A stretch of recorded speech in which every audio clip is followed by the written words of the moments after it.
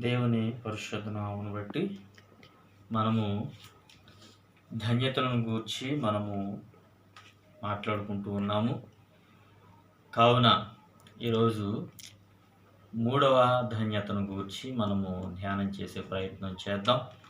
మత్తయి సువార్తలో కొండ మీద ప్రసంగంలో ప్రభు చెప్తున్నటువంటి ధన్యతలో మూడవ ధన్యతను మనము ధ్యానం చేద్దాం ఈరోజు. కాబట్టి మూడవ మా యొక్క పరిశుద్ధ గ్రంథంలో నుండి మత్తయి సువార్త 5వ అధ్యాయము 5వ వచనమును మనం చదువుకుందాం. సాత్వికులు ధన్యులు, వారు భూలోకమును స్వతంత్రించుకొందరు. చిన్న ప్రార్థన చేసుకుందాం. దేవా, నీ కృపను బట్టి ఈ విధంగా మరి ఒక పర్యాయం తండ్రి ఈ యూట్యూబ్ ద్వారా నీ వర్తమానాన్ని అందించడానికి నేను సంసిద్ధులమై ఉండగా దేవా, నీ సహాయం మాకు దయచేసి నీ నామమును బట్టి తండ్రి ఈ మూడవ ధన్యతను గూర్చి మేము మాట్లాడబోచుండగా సాత్వికులు ధన్యులు అన్న వాక్యంలో చెప్తున్నాం. సాత్వికతను గూర్చి మేము ధ్యానించబోచుండగా ఈ సహాయం దయచేసి వీక్షకులను తిలగించే ప్రతి ఒక్కరిని దీవించి ఆశీర్వదించి నీ కృపలో ఉంచుమని యేసు నామములో అడుగుచున్నాం మా తండ్రి, ఆమేన్. దేవుని పరిశుద్ధ నామమును బట్టి వీక్షకులైనటువంటి యూట్యూబ్ యొక్క వీక్షకులైనటువంటి ప్రతి ఒక్కరికి కూడా నా యొక్క హృదయపూర్వకమైనటువంటి వందనాలు, నా శుభములు తెలియజేయచ్చు ఉన్నాను.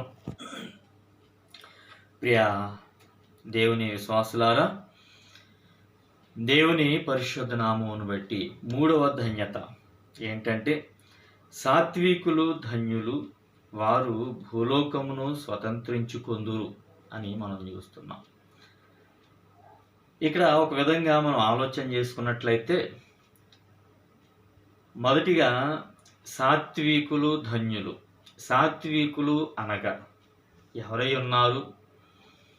సాత్వికులు అనగా ఎటువంటి వారు అనేది మనం ఆలోచన చేస్తే సాత్వికులు అనే మాట చాలా వరకు ఎవరికి వర్తించేది ఉందంటే బలహీనులుగా ఉన్నటువంటి వారికి, అంటే దేనస్థితులలో భేదస్థితులలో ఉన్నటువంటి వారి నిమిత్తమై వారిని గూర్చి ఇక మాటను మాట్లాడచ్చు ఉంటారు. ఎందుకంటే హీన స్థితిలో ఉన్నటువంటి వారు ఎవరైనా ఏమన్నంటే వాటిని పట్టించుకోకుండా తలదించుకుని వెళ్ళే ప్రయత్నం చేస్తారు. కాబట్టి వారిని ఏంటంటే సాత్వికులుగా మనం సంబోధించి మాట్లాడుతూ ఉంటాం. కాబట్టి లోకాన్ని బట్టి మనం ఆలోచన చేసుకున్నట్లయితే కనుక ఇటువంటి సాత్వికులు ఏం చేస్తారు అనే దాని గురించి మనం జ్ఞాపకం చేసుకున్నట్లయితే కనుక ఈ సాత్వికులు భూలోకమును స్వతంత్రించుకుంటారంటారు. అంటే స్వతంత్రించుకోవడం అంటే ఒకటి లాక్కోవడం అనేది ఎవరు చేస్తారు అంటే బలము కలిగిన వారు, ధనము కలిగినటువంటి వారు, అలాగే బలము కలిగినటువంటి వారు, మంచి జ్ఞానము కలిగినటువంటి వారు, అలాగే సమాజంలో పేరు ప్రఖ్యాతులు కలిగినటువంటి వారు, అలాగే సమాజంలో మంచి కీర్తి కలిగినటువంటి వారు, ఇటువంటి వారు స్వతంత్రించుకునేవారుగా ఉంటూ ఉంటారు అని మనం లోకానుసారమైనటువంటి ఆలోచన, లోకపరమైనటువంటి ఉద్దేశం. ఎందుకంటే స్వతంత్రించుకోవడం అనేది వారి వల్ల అవిద్ది, మన వల్ల ఎందుకు అవిద్దిలే, వారు గొప్ప గొప్ప స్థితుల్లో ఉన్నారు కాబట్టి, గొప్ప ఉన్నతమైన స్థానాల్లో ఉన్నారు కాబట్టి, యోగ్యమైన స్థితుల్లో ఉన్నారు కాబట్టి స్వతంత్రించుకోవడం అనేది వారి వల్లే. మనమేం చేయగలం, భేదవాళ్ళం, దీనులము, అభాగ్యులము అని చెప్పేసి చాలామంది ఆలోచన కలిగి ఉంటారు. అయితే ఈడ సాత్వికాన్ని గూర్చి మనం మొదటిగా ఆలోచన చేస్తే అసలే సాత్వికులుగా ఉన్నటువంటి వ్యక్తి ఎవరు అనేది మనం జ్ఞాపకం చేసుకున్నట్లయితే ఈడ మన పరిశుద్ధ గ్రంథంలో ఒకసారి మనం చూసుకున్నట్లయితే కనుక ఈడ సాత్వికులు అనే దాని విషయమే మనం చూస్తే క్రైస్తవేత్తరులు అన్యులైనటువంటి వారు ఏం చేస్తారంటే సాత్వికులు అంటే ఆ లోకపరంగా ఉన్నటువంటి వారిని గూర్చి మనం మాట్లాడుతూ ఉంటారు. కానీ ఇక్కడ పరిశుద్ధ గ్రంథంలో మనకు చెప్తున్నటువంటి మాట ఏంటి అని మనం ఆలోచన చేస్తే, కొరింథీయులకు రాసిన 2వ పత్రిక 10వ అధ్యాయము మొదటి వచనంలో మనకు కనబడుతూ ఉంది. కొరింథీయులకు రాసిన 2వ పత్రిక 10వ అధ్యాయము మొదటి వచనం. మీ ఎదుట ఉన్నప్పుడు మీలో అనుకూలము గలవాడు ఎదుట లేనప్పుడు మీ ఎడల ధైర్యము గలవాడనైనట్టు పౌలను నేనే యేసుక్రీస్తు యొక్క సాత్వికమును మృదుత్వమును బట్టి మిమ్మును వేడుకొనుచున్నాను. చాలని అంటే ఇక్కడ అంటున్నాడు యేసుక్రీస్తు యొక్క సాత్వికము అంటున్నాడు. అంటే యేసుక్రీస్తు ప్రభువు వారిని గూర్చి మనం ఆలోచన చేసినట్లయితే ఆయన ఈ లోకంలోనికి సాత్వికుడుగా వచ్చినట్లుగా పౌలు గారు గొప్ప సాక్ష్యాన్ని తెలియజేస్తున్నట్లుగా మనం చూస్తూ ఉన్నాం. అంటే ఆయన వ్యక్తిగతమైనటువంటి అనుభవపూర్వకమైనటువంటి సాక్ష్యాన్ని పౌలు గారు అటు చెప్తున్నట్లుగా మనము చూడగలుగుతున్నాం అన్నమాట. అంటే క్రీస్తు ఏమై ఉన్నాడు అంటే సాత్వికుడు అని మనము చూడగలుగుతున్నాం వాక్యంలో. అయితే మరి ఒక మాట మనం చూసుకున్నట్లయితే కనుక మత్తయి సువార్తలో ప్రభువే చెప్తున్న మాట, మత్తయి సువార్త 11వ అధ్యాయము 29వ వచనంలో ఆయన అంటున్న మాట ఏంటంటే, చాలు ఇక్కడ ప్రభువే చెప్తున్న మాట అన్నమాట. ఏమంటున్నాడంటే నేను సాత్వికుడను. అంటే ఇప్పుడు సాత్వికుడు అంటే ఎవరు? మనం ఒక మాట అంటే తలదించుని వెళ్ళిపోయేవారు, లేదా మనం ఏమన్నా మాట్లాడినా ఏమనకుండా లోకానుసారమైనటువంటి ఆలోచన ప్రకారం మనకెందుకులే అని చేతులు దులుపుకుని వెళ్ళిపోయేవారు మనం సాత్వికులు అంటాం. కానీ ఇక్కడ సాత్వికుడు అంటే లోకానుసారమైన వారు కాదు, కానీ ప్రభువు చెప్తున్న మాట, పౌలు గారు చెప్తున్న మాటను బట్టి ఆలోచన చేస్తే ఇక్కడ మన ప్రియ ప్రభు సాత్వికుడు అయినట్లుగా మనం చూడగలుగుతున్నాం. కాబట్టి నేను సాత్వికుడను అని క్రీస్తే ఒప్పుకుంటున్నాడు. పౌలు ఆధ్యాత్మిక పరమైనటువంటి ఆయన రీసెర్చ్ ద్వారా తెలియజేస్తున్నట్లుగా మనం చూడగలుగుతున్నాం ప్రియదేవం విశ్వాసులారా. కాబట్టి ఈ సాత్వికాన్ని గురించి మనం జ్ఞాపకం చేసుకున్నట్లయితే ఎఫెసీయులకు రాసిన పత్రికలో పౌలు గారు ఏమంటున్నాడో చూద్దాం ఒకసారి. ఎఫెసీయులకు రాసిన పత్రిక 5వ అధ్యాయము 21వ వచనాన్ని మనం చూసుకున్నట్లయితే కనుక మీరును నా క్షేమాచారమంతయు ఎఫెసీయులకు రాసిన పత్రిక 5వ అధ్యాయము 21 క్రీస్తునందలి భయముతో ఒకరికొకడు లోబడి ఉండుడి అంటున్నాడు. అంటే ఒకరి ఎడల ఒకరు లోబడి విధేయత కలిగి, అలాగే ఒకరి ఎడల ఒకరు భయముతో భక్తితో ఉండాలి అని చెప్పేసి పౌలు గారు చెప్తున్నట్లుగా మనం చూడగలుగుతున్నాం. అంటే లోబడే మనస్సు మనం కలిగి ఉండాలి.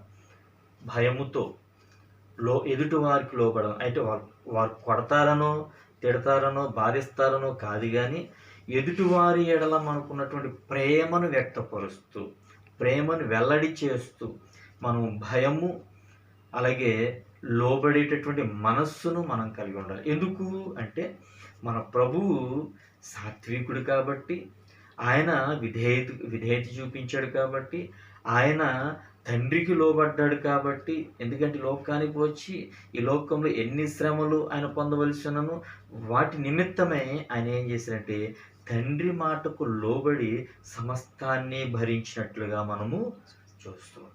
కాబట్టి ఆయన లోబడే మనసు కలిగి ఉన్నాడు, సాత్వికుడు కాబట్టి. ఆయనను వెంబడించేటటువంటి మనము కూడా ఏం చేయాలంటే లోబడే మనసును కలిగి, విధేయత కలిగి ఉండే మనసును కలిగి మనం సాత్వికముతో ముందుకు సాగే ప్రయత్నము చేయాలి. కాబట్టి ప్రియ విశ్వాసులారా, మనం ఏం చేయాలి? క్రైస్తవులమని చెప్పుకోవడం కాదు, కానీ క్రీస్తు బిడ్డలమని చెప్పుకోవడం కాదు, కానీ క్రీస్తు పిల్లలము అని మనము అనేక విధాలుగా మన మన యొక్క మన యొక్క ఉద్దేశ ప్రకారం చెప్పడం కాదు కానీ, వెల్లడి చేయడం కాదు కానీ, క్రీస్తు సంఘ విశ్వాసం అని చెప్పుకోవడం కాదు కానీ, మనం ఏం చేయాలంటే ఆయన సాత్వికమును కలిగి ముందుకు సాగే ప్రయత్నము చేయాలి. సాత్వికం మనకు కావాలి ముందు. కాబట్టి ఆయన వెంబడిస్తున్నాం అనేది కాదు కానీ, ఆయన వెంబడించే విషయంలో ఆయన కలిగి ఉన్న దాన్ని మనం పొందుకునే ప్రయత్నము కావాలి. నేను పరిశుద్ధుని కాబట్టి మీరును పరిశుద్ధులై ఉండండి అని చెప్పాడు. కాబట్టి అట్టి విధంగా ఆయన సాత్వికుడు, నేను సాత్వికుడను అని చెప్పాడు. కాబట్టి మనము కూడా ఏం చేయాలంటే క్రీస్తునందరి భయముతో ఒకరికి ఒకరు లోబడేవారముగా, అంటే సాత్వికము కలిగి లోబడి ప్రేమ, అనురాగము, ఆప్యాయత, ఆదరణతో ముందు కొనసాగే ప్రయత్నము మన విశ్వాస జీవితంలో మనం చేసేవారముగా ఉండాలి. అంతేగాని ఏదోలే చూద్దాంలే అని చెప్పేసి ఏదో నామకార్థపు విశ్వాస భక్తితో మనం ముందుకు సాగడం కాదు కానీ, క్రీస్తుని అనుసరించే వారముగా ఉండడం కాదు కానీ, ఆయన అడుగు జాడలను, ఎందుకంటే నేను క్రీస్తును పోలి నడుచుచున్నాను అని పౌలు గారు హెచ్చరిస్తున్నట్లుగా మనం చూడగలుగుతాం. అంటే క్రీస్తును పోలి ఆయన ఏ విధంగా అయితే నడుస్తున్నాడు, అంటే ఏ విధంగా అయితే ఆయన క్రీస్తుని జీవించాడు, అదేవిధంగా శ్రమ వచ్చినా, బాధ వచ్చినా, హింస వచ్చినా, ఇబ్బంది వచ్చినా, శోధన వచ్చినా, ఏదొచ్చినా సరే ఆయన వాటిని భరించడానికి సంసిద్ధుడై ఉన్నాడు. నీవు సంసిద్ధుడై ఉన్నావా? ఏ సంసిద్ధురాలు అయి ఉన్నావా? ఎందుకంటే ఏదొచ్చినా కడవరి దినాల్లో మనం ఉన్నాం. కాబట్టి కడవరి దినాల్లో ఒక విధంగా మనం ఆలోచన చేసుకున్నట్లయితే కనుక భయంకరమైనటువంటి పరిస్థితులు మనం ఇప్పటికే మనం చూస్తూ ఉన్నాం. ఇప్పుడు జరిగినటువంటి భయంకరమైన పరిస్థితులను మనం ఎదుర్కొంటూ ఉన్నాం. కాబట్టి ఈ విషయంలో మనం ఏం చేయాలంటే క్రీస్తును పోలి నడిచే ప్రయత్నం మనము చేయాలి. ఏదొచ్చినా, ఎటువంటిది వచ్చినా. అందుకే పౌలు గారు అంటున్న మాట ఏంటంటే, నేను గురి యొద్దకే పరిగెడుచున్నాను, వెనుకున్న వాటిని విడిచి ముందున్నటువంటి గురి యొద్దకే నేను పరిగెడుతున్నాను. అంటే ఎన్ని వచ్చినా ఇంకా వెనుకకు తిరిగే ప్రయత్నం ఏమీ కూడా లేదు. ఎందుకు? ఆయన ఎన్నొచ్చినా ముందుకు సాగాలి అనేటటువంటి ఒక గొప్ప తీర్మానము కలిగి ఉన్నాడు.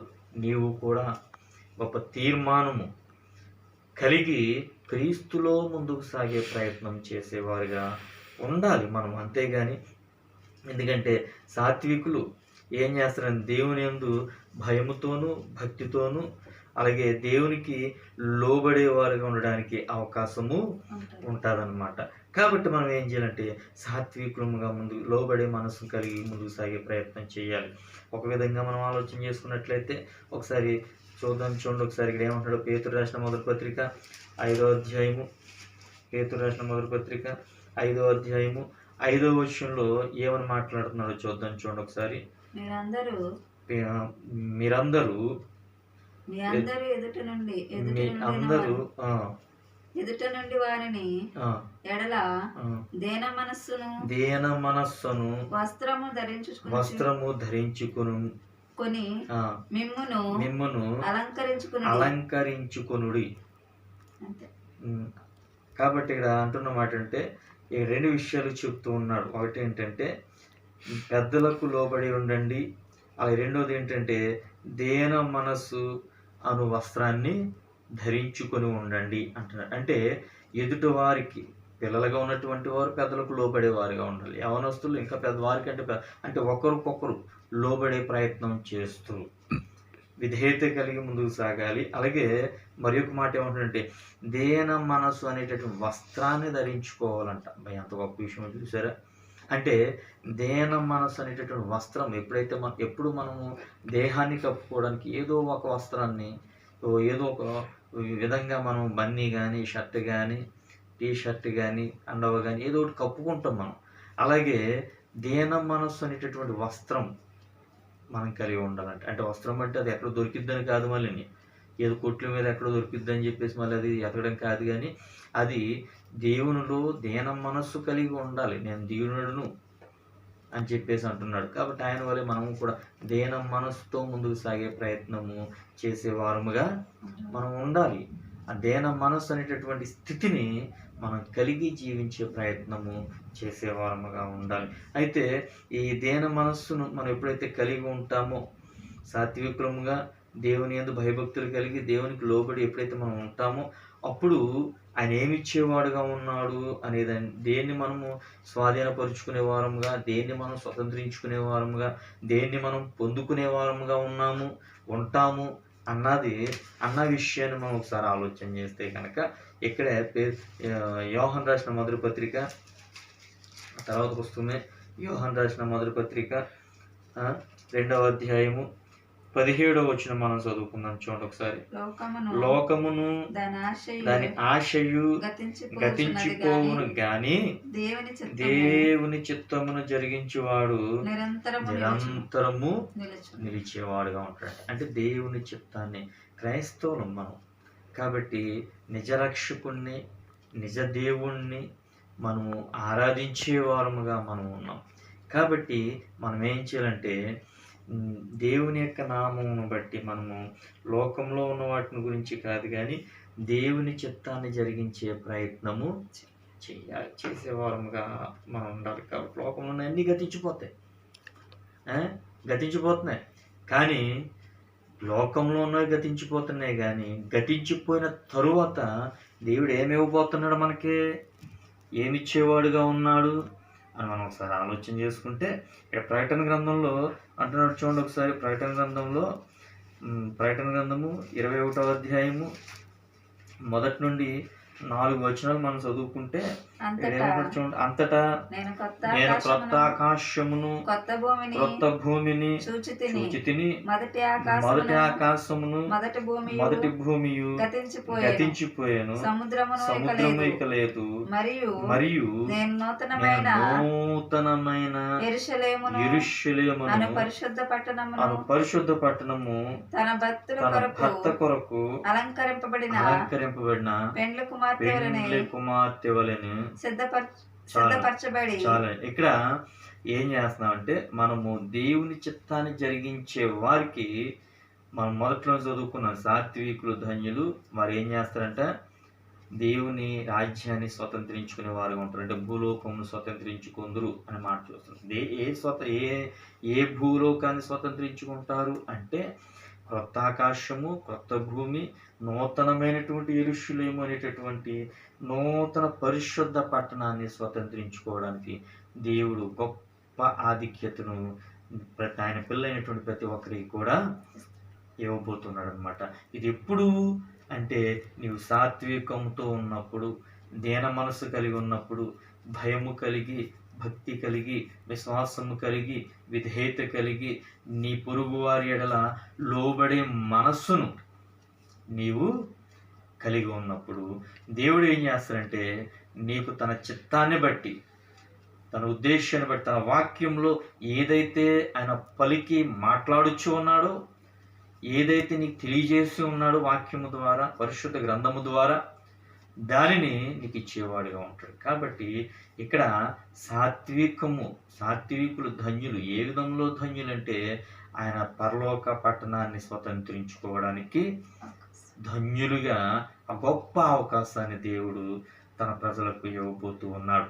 కాబట్టి ప్రియ విశ్వాసులారా, దేవుని యొక్క పరిశుద్ధ నామం బట్టి నేను తెలియజేసేది ఏంటంటే మనం విశ్వాసులము అని చెప్పుకోవడం కాదు కానీ విశ్వాసులైనటువంటి ప్రతి ఒక్కరూ కూడా దేవుని చిత్తాన్ని నెరవేర్చేవారుగా ఉండాలి. ముందు దేవుని చిత్తాన్ని నెరవేర్చి ఆ దేవుని చిత్తాన్ని జరిగించేవారుగా ఎప్పుడైతే ఉంటారో అప్పుడు దేవుని యొక్క పరలోక పట్టణాన్ని, పరిశుద్ధ పట్టణాన్ని స్వతంత్రించుకోవడానికి దేవదేవుడు గొప్ప ఆధిక్యతను ఇవ్వబోతూ ఉన్నాడు. కాబట్టి ఈ కడవరి దినాల్లో, ఈ కడవరి పరిస్థితులందు, ఈ రాకడగా పరిస్థితులందు మనం అంత్యకాల దుర్దినాలలో మనం ఉన్నాం. భయంకరమైనటువంటి వార్తలు మనం వింటూ ఉన్నాం ఈ రోజున. కాబట్టి భయంకరమైనటువంటి దినాల్లో మనం ఏం కలిగి ఉండాలంటే ప్రార్థన, విశ్వాస జీవితంతో ముందుకు సాగే ప్రయత్నము చేయాలి. ఎందుకంటే చాలా చోట్ల సంఘాలు చర్చెస్ తీయట్లేదు, చాలా చోట్ల ఆరాధన జరగట్లేదు, చర్చెస్, దేవాలయాలు, మందిరాలు మూసేసి ఎవరికి వారి గృహాల్లో ఉన్నట్లుగా మనం చూస్తున్నాం. కాబట్టి ఈ 3వ ధన్యతను వీక్షిస్తున్నటువంటి వీక్షకులైనటువంటి మీకు అందరికీ నేను తెలియజేసేది ఏంటంటే ఏదో చర్చెస్, దేవాలయాలు, మందిరాలు తీయట్లేదని చెప్పేసి ఇంట్లో తినేసి కూర్చోవడం కాదు, కానీ ప్రతి ఒక్కరూ కూడా కుటుంబ ఆరాధన జరుపుకుంటూ కుటుంబ పరంగా మీరు ప్రార్థనలు చేసేవారుగా ఉండాలి. ఎందుకంటే ఎక్కడైతే 2-3 కూడి నా నామమున ప్రార్థిస్తారో వారి మధ్యలో నేను ఉంటాను అని చెప్పేసి ఆయన చెప్పాడు. కాబట్టి మీరు కుటుంబ పరంగా ఎప్పుడైతే ప్రార్థన చేస్తారో మీ మధ్యలో ఆయన ఉంటాడు. సాత్వికమైన మనస్సును, లోబడే మనస్సును, విధేయత కలిగి ఉండే మనస్సును ఆయన దయచేస్తాడు. దయచేయాలని ఆశిస్తూ ఉన్నాను. కాబట్టి దేవుని యొక్క పరిశుద్ధ నామంలో సాత్వికమును కలిగి దేవుని రాజ్య వారసులుగా మీరందరూ ఉండాలని చెప్పేసి నేను ఆశిస్తూ ఉన్నాను. అట్టి కృపా సహాయము త్రియేక దేవుడు వీక్షించినటువంటి యూట్యూబ్ ద్వారా చూస్తున్నటువంటి వింటున్నటువంటి ప్రతి ఒక్కరిని దీవించి ఆశీర్వదించి ఆయన కృపలో ఉంచినగాక. చిన్న ప్రార్థన చేసుకుందాం. అందరూ కూడా వీక్షిస్తున్నటువంటి వారు ప్రార్థనలు ఏకీపించినట్లయితే మంచిది. ప్రార్థన. సర్వశక్తిమంతుడా తండ్రిని నామమును బట్టి ప్రభువా, సాత్వికులు ధన్యులు, వారు భూలోకమును స్వతంత్రించుకుందరనే మాటను మేము ధన్యత 3వ ధన్యతను చూసాం. ఈ 3వ ధన్యతను చూచిన ప్రతి ఒక్కరిని దర్శించండి, దీవించండి, ఆశ్రయించండి. వారు పనులందు, వారి తలంపులందు, ఆలోచనలందు, చదువులందు ప్రతి విషయం మీ తోడు పాదం చేకూర్చి మీ కృపలో భద్రపరిచి నీ ప్రేమ బాహుల చెంతను సంరక్షించి నాయన ఈ కడవరి దినాల్లో నీ వైపు నిజ విశ్వాసంతో ఎదురు చూచేటటువంటి మహాభాగ్యం చేకూర్చమని మీ దయగలిగినటువంటి సజీవమైన రెక్కల చెంతన కాసి దాసి ప్రేమించి ఆదరించి ఉంచి మీ కృప వెంబడి కృపలో ముందుకు కొనసాగింపచేయమని వీక్షించే ప్రతి ఒక్కరిని ప్రభా నీ సకలాశీర్వాదాలతో నింపమని యేసు నామములో అడుగుచున్నాం మా తండ్రి. పరలోకమందున్న మా తండ్రి, మీ నామం పరిశుద్ధపరచబడును గాక, మీ రాజ్యం మాకు వచ్చిన గాక, మీ చిత్తం పరలోకము నెరవేరినట్లు భూమి యందును నెరవేరును గాక. మా అనుదిన ఆహారం నేడు మాకు దయచేయండి. మళ్ళీ అపరాధం చేసిన వారిని మేము క్షమించిన ప్రకారం మా అపరాధం క్షమించి శోధనుడి ఏకాదశుడు తప్పించి రాజ్యము, శక్తియు, మహిమయు నిరంతరమును నీవైన మా తండ్రి. ఆమేన్.